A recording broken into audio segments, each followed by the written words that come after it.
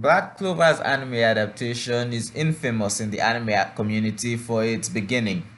There was a time where you couldn't even talk about it without people bringing up the flaws of its first few episodes. I didn't watch the anime, however, so I have no way to judge this on my own without repeating what I've already heard. However, I did read the manga twice, and I've come to enjoy it a lot over the years. And so, in my quest to take a more analytical look at the story, I want to look at its early appeal and what I think it does right, at least in the manga.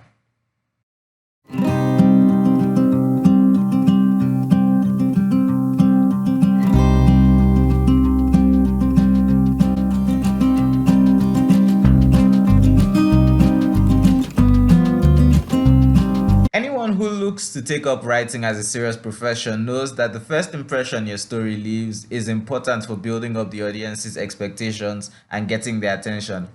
Black Clover does this with a clever display of its scale and an introduction of its protagonist's goals and the challenges they'll have to face in a very economic use of its art and key dialogue lines, all before we're introduced to a real character. The very first non-cover image is a massive four-armed behemoth surrounded by the stormy sky, the burning city like toys beneath its feet, and challenging it is a lone figure, his blue cape and light clothing contrasting the dark and red imagery, presenting the sole hope before the apocalyptic picture we are presented with. Over the course of the next few pages, we get the introduction of the concept of the Wizard King during a celebration of the repelling of an invading army, as well as an explanation stating that the kingdom can only exist because of the Wizard King, ending with a shot of the statue of the man who challenged the demon atop its skeleton. While we would later come to learn far more about the event in question, these shots do an excellent job of showing us the kind of scale we can expect from the story without really giving anything away. It's a brilliant short look that prepares us for the power escalation of the first saga in the story, the responsibilities and expectations of the Magic Emperor before we even learn that that's the goal of the main character, though experienced anime watchers and manga readers will probably immediately guess this, and set up various clues so that no one would accuse the mangaka of pulling a black zetsu when he, well, pulled the black zetsu. The equivalent would be if Naruto had opened with a before and after shot of Hashirama's battle with Madara. This serves to prepare us for massive power escalation, regardless of how small scale everything may seem at the beginning. I'd also like to show just how much of the world building is shown directly through the art and small tidbits of dialogue. The second non-cover page shows us the current Wizard King being celebrated in a parade, and the third pans out, first to the top of a bunch of castles where we can assume the parade is happening, then even further back as the kingdom is shown to be built on a mountain with the castle and aforementioned celebration going on at the top. A line of dialogue shows one of the farmers down at the base commenting on the fact that they are using magic like party favors, as if it's an application of magic that is exclusive to royalty, while we would later learn that have you heard that in this world magic is everything? The fact that this is remarked upon plants the idea that the use of magic in this world is something that is more common among royalty, while also showing us a literal geographical difference between them. The royals are on top with their cluster of castles, and the buildings get less fancy looking and spread out as we leave it before stopping at the literal farmers watching the celebration from the base of the mountain. The next page is our lovable loudspeaker's introduction. Tellingly, he is positioned behind the farmers and thus in an even farther position from the capital as they are. Now, I may be reading into this, especially since such symbolism disappears immediately after Asta's introduction, but I don't think I am, so let's move on. Wow, 570 words on the first 5 pages and we haven't even met a real character yet. Officially, of course. I wanted to do this for the first 30 chapters, but I don't think I'll make my deadline if I do. Moving on, we finally get to meet our main character and the nun he keeps proposing to. Not gonna lie, I don't love this as anything more than a slightly funny gag and a representation of Asta's refusal to give up in the face of sheer impossibility. No, and getting punched in the face by a giant water fist means no, Asta. Then again, he might be a masochist. Moving on, the background of the conversation has a writing technique I really like in showing a world that's far different from our own, which is to just put those differences on display and have it treated like a normal thing. The sight of two children in the background casually using magic while talking, immediately before the revelation that Asta can't use magic, is a pretty good way to show how, even though Asta is normal in our world, as normal as anime strength gets anyway, he's pretty much disabled in his own, though he still holds out hope that his powers will one day manifest. Frankly, I don't think we even need the Have you heard that in this world magic is everything? This scene also pretty effectively builds empathy for Asta, as almost everyone puts him down for his inability to use magic, while praising his essential brother for his talents with wind magic. This is a pretty good explanation of Asta's loud personality and exuberant nature, as it's essentially his way of seeking attention. He has to be loud and boisterous, or everyone will focus on Yuno's ability. I can see why people compare this to Naruto, but there are some key differences. For one thing, Asta starts the story with a lot more attention than Naruto, who was outright hated in his own story. Naruto acted out and pulled pranks to get people to look at him. Asta just needs to get really loud to keep people from only looking at Yuno and not looking at him more. Also, Yuno's a bit of a troll.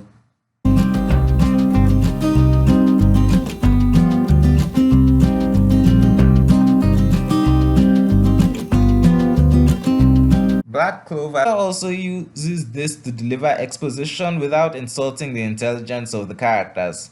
All too often, shonen protagonists are portrayed as incredibly unintelligent and unknowledgeable of what amounts to really basic information in their world.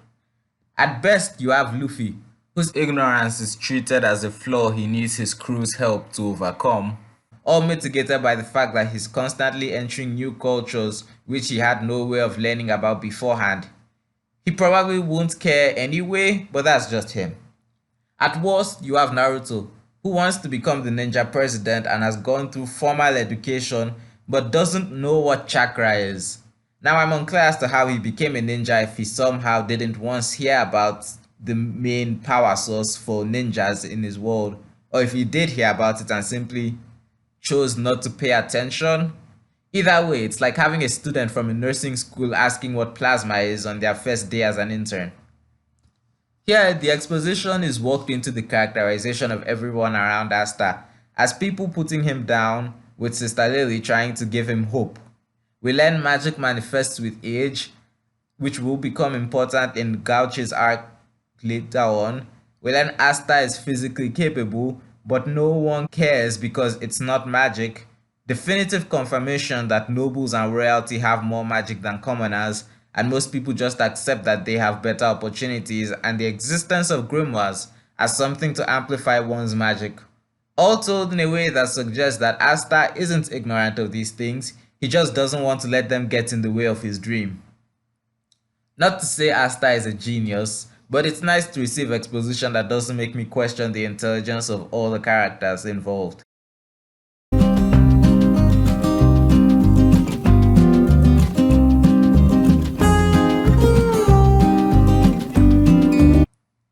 After the Grimoire Tower incident where Asta fails to receive a grimoire, we receive sight of him hanging dejectedly from a tree, marinating in his lack of ability, before he gets back up and yells loudly that he's not going to let himself be forced down by it.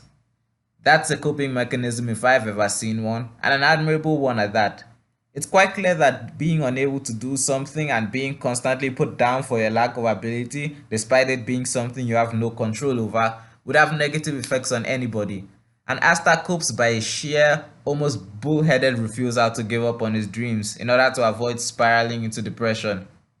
It's also great foreshadowing for character moments to come. Speaking of which,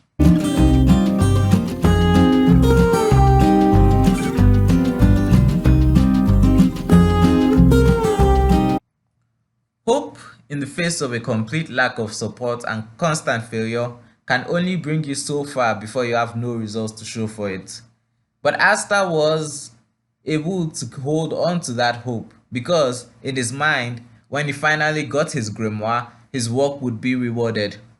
So to completely fail to save his friend and then be told outright that he doesn't have the ability to use magic and probably never will is, in a word, heart-wrenching. And Asta is forced to sit there, forced away from the positive outlook and made to stare into the abyss of his own inability. And that's when Yuno steps in.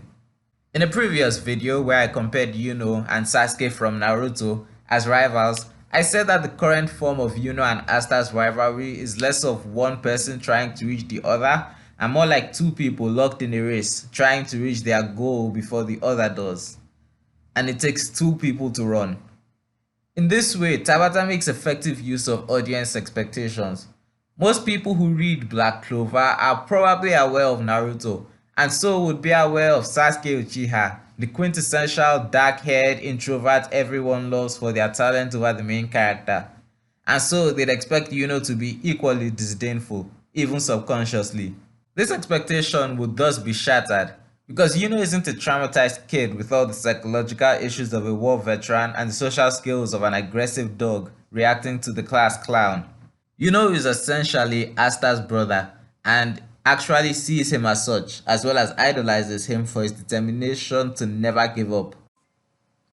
Yuno isn't Sasuke, he's Hinata. If you listen closely, you can hear the joyous cry of a million yaoi shippers. So Yuno drags Asta out of his despair by proclaiming that they are rivals, acknowledging his determination when no one else will. Why didn't he do this earlier? Well, he's an introvert. He's shy. He's a lot more open with Asta later in the manga, but that's after 6 months of acknowledging each other as rivals, and each time they meet afterwards is basically a reunion after being away from each other. I don't know about you, but I talk a lot more with my family when I haven't seen them in a while. Asta, meanwhile, is reinvigorated by the praise from the most talented person he knows. It's a small thing, but it goes to show how encouragement works to boost you.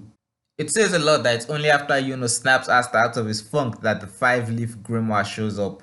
I do think the use of Yuno saying ridiculous in the grimoire tower and his later clarification of what he meant is manipulative on the writer's part though. I also like how Asta's constant physical training pays off. Just not having magic isn't enough to use the anti-magic swords. They are heavier than most people can lift, yet Asta bats them around like nothing. At first, when I read the manga, I thought that Asta was kind of lucky to find the grimoire. But then I remember the saying, luck is what happens when preparation meets opportunity. And Asta was always prepared to take the first steps. He just needed an opportunity. And we end out the chapter with the fist bump between the two rivals, as they cement their goals to become Wizard King. And I end out my analysis with my final point. Man, Asta is shorter than I imagined.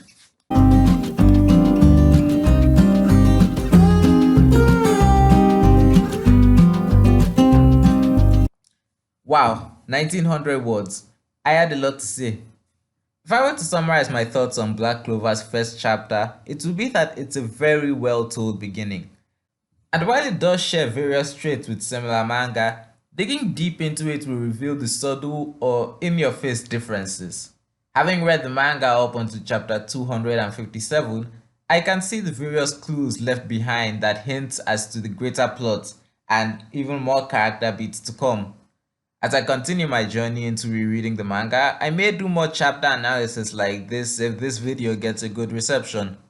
Until then, don't forget to check out my other Black Clover videos. Good day, everybody.